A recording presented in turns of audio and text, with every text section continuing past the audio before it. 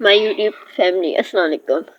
आज नए टोटके के साथ हाजिर है आपकी खिदमत में। इसके सबसे पहला है, जो बच्चे सोते में पेशाब करते हैं तो इन्हें रोज़ाना एक चाय का चम्मच शहद खिलाना बहुत मुफीद है।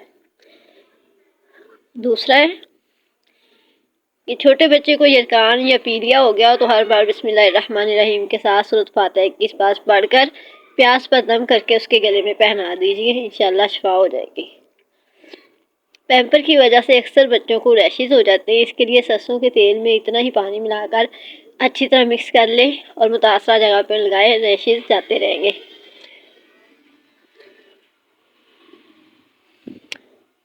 एक छिटाक खालिस चमेली का तेल लें और एक नींबू का रस मिलाकर रख लें, रोजाना चेहरे पर मालिश करें। इससे पिचके हुए रुखसार उभर आते हैं और गुलाबी भी हो जाते हैं। जायफल को कूट लें, जैतून या सरसों का तेल गर्म कर लें, जायफल को डालकर हल्का सा गर्म करें, फिर तेल को छानकर ठंडा कर लें। इस तेल को किसी बोतल में भर कर रख लें, फिर बच्चों को पसलियों पर, हाथों पर, कान के पीछे, कमर पर लगाएं। बच्चों को ठंड नहीं लगेगी।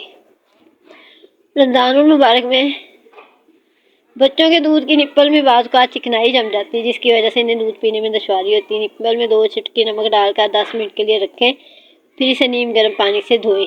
निप्पल बिल्कुल साफ़ हो जाएगा। सफ़ेद कपड़ों की पलाहट दूर करने के लिए कपड़ों को धोने के बाद पानी में थोड़ा सा नींबू निचोड़ लें। अब इसी में कपड़े खंगालें और निचोड़ कर सुखाएं। जब रेशमी सफ़ेद कपड़े खंगाल लें तो सफ़ेद सिरका या नमक मिला लें और फिर साए में खुश्क करें। बारिश के पानी में शिफा है, जब भी बारिश हो तो बारिश का पानी जमा कर लें, किचन में बोतल भर कर रख लें। जब भी घी वगैरह से हाथ जल जाए तो फौरी इस जगह पर बारिश का पानी लगा लें, छाले नहीं बनेंगे, इंशाल्लाह जलन भी ख़त्म हो जाएगी। इसके अलावा जब भी खाना बनाए चंद कतरे बारिश का पानी मिक्स कर लें। खाना बीमारी नहीं बनता और जायका लाजवाब होता है।